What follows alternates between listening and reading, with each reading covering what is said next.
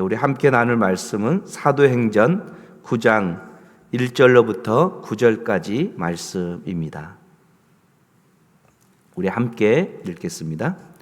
사울이 주의 제자들에 대하여 여전히 위협과 살기가 등등하여 대제사장에게 가서 다메섹 여러 해당에 가져갈 공문을 청하니, 이는 만일 그 도를 따르는 사람을 만나면 남녀를 막론하고 결박하여 예루살렘으로 잡아오려 함이라. 사울이 길을 가다가 다메섹에 가까이 이르더니 호련히 하늘로부터 빛이 그를 둘러 비치는지라. 땅에 엎드러져 들음에 소리가 있어 이르시되, 사울아 사울아 내가 어찌하여 나를 박해하느냐 하시거늘, 대답하되 주여 누구시니까? 이르시되, 나는 너가 박해하는 예수라. 너는 일어나 시내로 들어가라. 너가 행할 것을 내게 이를 자가 있느니라 하시니, 같이 가던 사람들은 소리만 듣고 아무도 보지 못하여 말을 못하고 서 있더라. 사울이 땅에서 일어나 눈을 떴으나 아무것도 보지 못하고 사람의 손에 끌려 다메섹으로 들어가서 사흘 동안 보지 못하고 먹지도 마시지도 아니하리라. 아멘. 이제 사울의 회심 사건이죠. 우리 사도행전의 그 이야기 흐름 속에서 예루살렘과 온 유대와 사마리아와 땅끝까지 그리스도의 복음을 증거하는 그런 귀한 사역 가운데 중요한 포인트가 하나가 바로 사울의 회심 사건이죠. 우리가 다 알다시피 사울은 예수님을 반대했던 사람이죠. 그리스도의 복음을 증거했던 스데반의 죽음을 마땅히 여겼던 사람입니다. 아마 그 중심에 있었던 사람이죠. 스데반 집사의 죽음은 당연한 것이다.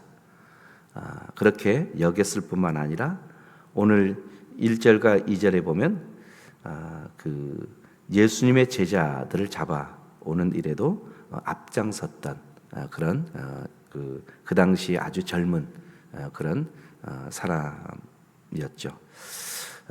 1절에 보면 사울이 주의 제자들에 대하여 여전히 위협과 살기가 등등하여 그 도를 따르는 사람을 만나면 남녀를 막론하고 결박하여 예루살렘으로 잡아오려 함이라. 이 열심은 그런 하나님에 대한 열심이라고 생각을 했죠. 그리고 오늘날 그 세상의 관점으로 볼 때 그런 어떻게 하든지 성공하고자 하는 그런 야망을 가졌던 하나님에 대한 열심, 또 세상에서 성공하고자 하는 그런 야망을 가진 그런 사람이 바로 사울이었다라고 우리가 말하고 있죠. 그런데 그런 그 사울을 부활하신 주님은 직접 찾아오십니다. 그를 부르시기 위해서 부활하신 주님은 직접 사울을 찾아오셨죠. 그리고 오늘 사절에 보면 주님은 사울에게 그 말하죠. 뭐라고 말씀하시냐면, 어찌하여 나를 박해하느냐? 어찌하여 나를 박해하느냐? 그리고 주님은 계속 말씀하시죠. 너가 박해하는 예수다. 나는 너가 박해하는 예수다. 갈릴리 예수, 바로 주님이심을 분명히 이야기를 하고 있죠. 아마 이 사건은 참 그 사울에게 있어서 아주 충격적인 사건인 거죠. 예수님을 반대하고 예수님을 따르는 자들을 죽이고 또 결박하고 그런 어떤 곳에 앞장섰던 그 사울이에게 부활하신 주님이 찾아오셔서 그를 만나 주시는 것, 그를 부르시는 것, 이것은 바로 사울에게 있어서는 좀 잊혀지지 않는 사건일 뿐만 아니라 자신의 인생이 뒤집혀지는 전혀 다른 관점으로 자신의 삶을 이끌어 가시는 그런 사건이 바로 사울의 이 핵심 사건인 거죠. 이 사건을 여러 번 그런 간증하고 있는 것을 우리는 사도행전에서 보게 되죠. 여러 번 간증. 예수님을 만난 그 사건이 그의 인생을 변화시켰던, 그의 인생을 전혀 다른 방향으로 이끈 그 사건, 이 사건에 대해서 여러 번 사울이 간증하는 것만큼 아주 중요한 그런 사건 가운데 하나였죠. 이 사건을 돌아보면서 고린도 후서 4장 6절에는 예수님에게서 하나님의 영광의 빛을 보았다라고 이렇게 증언하고 있죠. 그때 나는 하나님의 영광의 빛을 누구에게서 보았냐면 예수 그리스도 안에서 봤다. 고린도후서 4장 6절은 그렇게 얘기하고 있죠. 그리고 고린도전서 9장 1절에는 부활하신 주님을 내가 직접 보았다라고 증언하죠. 이 사건은 부활하신 주님을 내가 직접 보았고, 그리고 예수 그리스도 안에 있는 하나님의 영광의 빛을 내가 보았다라고 그렇게 고백하고 있는 것을 보게 되죠. 예수님을 만난 후에 사울은 오늘 본문에 보니까 아무것도 보지 못하죠. 눈이 가려져 있죠. 하나님의 영광의 빛이 그의 눈을 가렸죠. 그래서 사람들의 손에 끌려 다메섹으로 들어가는 장면이 8절에 기록되어 있습니다. 사울의 계획은 예수님의 제자들을 끌고 예루살렘을 가는 것이었죠. 이 일이 합당하다고 생각했고 그 일이 진정 하나님의 일이라고 그렇게 생각했던 것을 보게 됩니다.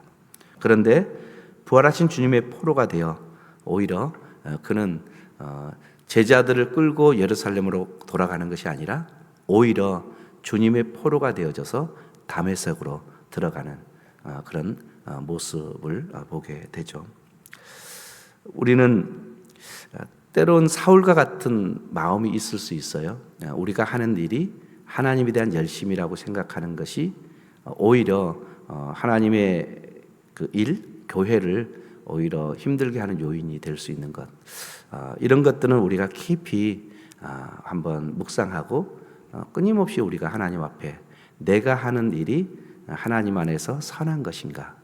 진정 교회를 세워가는 것인가? 아니면 더 갈등을 조장하고 더 분열케 하는 것인가? 아니면 성도들을 무너뜨리는 그런 행동들은 아닌가?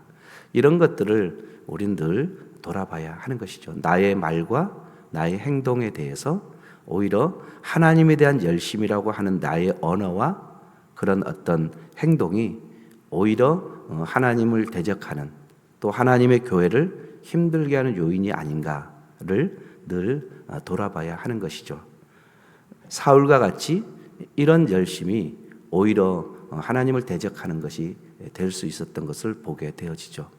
그러나 그는 부활하신 주님을 만난 후에 자기가 과거에 했던 그 열심은 오히려 하나님을 대적하는 열심이라는 것을 알게 되어졌죠. 이제는 진정 예수 그리스도 안에서 하나님을 향한 그 거룩한 삶을 살아가는 사울의 모습을 보게 됐죠. 그렇게 변화되어진 것은 결국 뭡니까? 주님을 만났기 때문이죠. 진정한 회심, 하나님께 돌아서는 것이죠. 누구를 통해서요? 부활하신 주님을 만난 후에 그 진리, 하나님의 말씀, 그 진리를 진정 깨닫고 그는 그의 삶을 온전히 하나님을 위한 이제 진정한 삶으로 변화되어졌던 것을 보게 되어지는 것이죠. 그런 점에서 우리도 늘 우리의 자신을 돌아보는 지혜가 있어야 하는 것이죠. 진정 하나님의 교회를 부욕케 하고 있는가? 하나님 나라를 진정에서 우리가 힘쓰고 있는가? 아니면 우리는 어떤 다른 목적, 다른 의도의 삶을 살면서 그것이 마침 하나님에 대한 열심이다라고 생각하는 그런 이중성에 사로잡혀 있지는 않는지 우리의 자신을 늘 돌아보는 지혜가 있어야 하는 것이죠. 어떻든 거역할 수 없는 주님의 힘, 결국 사울이 무릎을 꿇죠. 지지 않을 것 같았던 사울, 지지 않을 것 같았던 사울이 결국 예수님께 무릎을 꿇고 예수님께 붙잡힌 인생이 되어지는 것을 보게 되죠. 그래서 이 충격은 우리 9절 마지막에 기록되어 있지만 사흘 동안 아무것도 먹지 못할 정도로 그에게는 엄청난 충격이 부활하신 주님을 만난 사건임을 우리에게 들려주고 있죠. 이제 사울은 어둠 가운데 보이지 않는 그런 어둠 가운데 찾아오시는 주님의 음성에 귀를 기울이게 됐죠.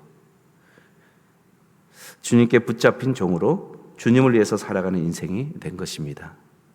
사랑하는 성도 여러분, 우리의 삶도 주님의 붙잡힌 종으로서 진정 주님을 따르는 삶을 살아가는 은혜가 우리 가운데 있기를 소망합니다. 진정 우리의 회심, 또 진정 주님께 붙잡힌 인생이 되어서 이제는 주님을 따르는, 주님을 영화롭게 하는 삶을 살아가는 우리 모두가 되어지기를 주님의 이름으로 간절히 소망합니다. 이제는 우리 주 예수 그리스도의 은혜와 하나님의 사랑하심과 성령님의 교통, 역사, 충만하심이 우리의 인생을 붙잡고 우리의 인생을 이끌어 가시는 주님, 그 주님의 사랑과 은혜의 깊이를 깨달아 알고 우리도 이제는 주님을 위해서 살아가겠다라고 고백하며 나가는 이곳에 모인 우리 모든 성도들과 그들의 삶과 교회 위에 이제부터 영원토록 항상 함께 하시기를 간절히 축원하옵나이다. 아멘.